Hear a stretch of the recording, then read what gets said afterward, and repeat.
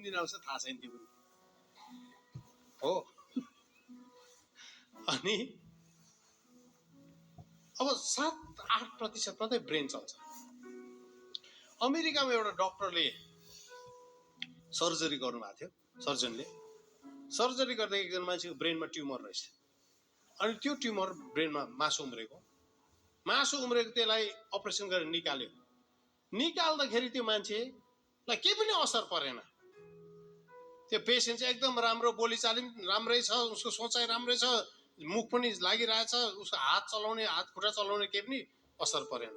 अनि डक्टरले के भन्यो भने उसको त्यो ट्युमर, त्यो मासु उम्रेको चाहिँ उसको बन्द भएको 90% जुन चाहिँ त्यो ब्रेन छ काम नलाग्ने पार्टमा आएको कारणले गर्दा उसको निकाल्दाखेरि कुनै असरै परेन।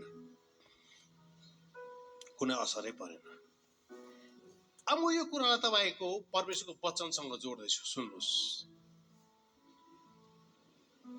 प्रभुले किन चाहिँ मान्छेलाई ब्रेन कम्ती बनाइदिनु भयो चल्ने, अनि दोस्रो मान्छेको आयुलाई किन घटाइदिनु भयो? मत्तुसेलाहरू 900 भन्दा बढी वर्ष बाँचेको छ, तर परमेश्वरले बिस्तारै मान्छेको आयु घटाउँदै जानुभयो। अनि मान्छेको बुद्धिलाई, दिमागी शक्तिलाई परमेश्वरले कम्तीमै राखिदिनु भयो।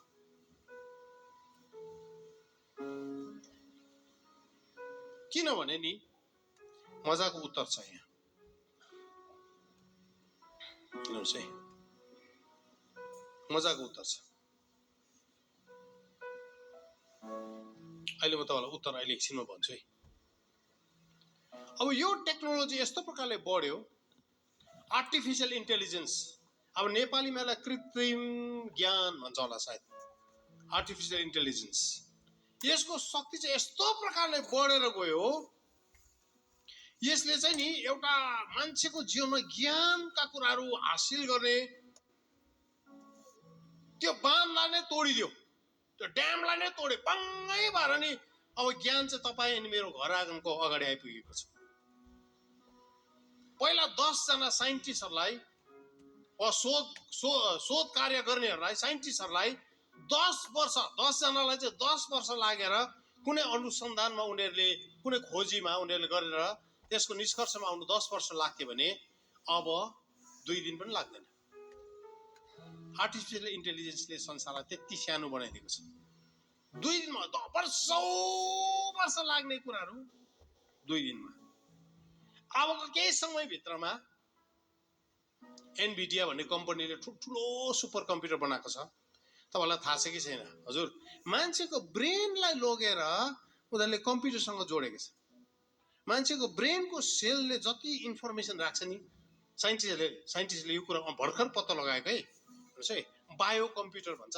मान्छेको दिमाग गिदी भन्नुहोस् त, तपाईँहरूको गिदी छ? हजुर, कति छ? टाउकोभरि छ गिदी, हो कि होइन? मान्छेको गिदी चाहिँ यति साह्रो शक्तिशाली छ अरे कि मान्छेको गिदीको एक भागलाई नि, त्यो ब्रेनको सेल्सलाई नि कम्प्युटरमा लगेर काम लाउनु सक्यो भने नि मान्छेको अब के हो, रायोको दाना, तोरीको दाना जत्रो गिदीले नि हजारौं गिगाबाइट डेटालाई स्टोर गर्नु सक्छ। यति डरलाग्दो मान्छेको ब्रेनको क्यापासिटी छ। तर परमेश्वरले घटाएर राखिदिनु भएको थियो।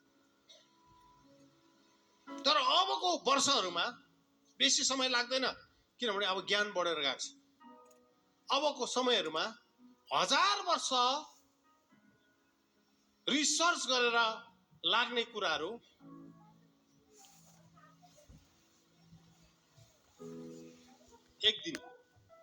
एक दिनमै संसारमा अहिलेसम्म जुन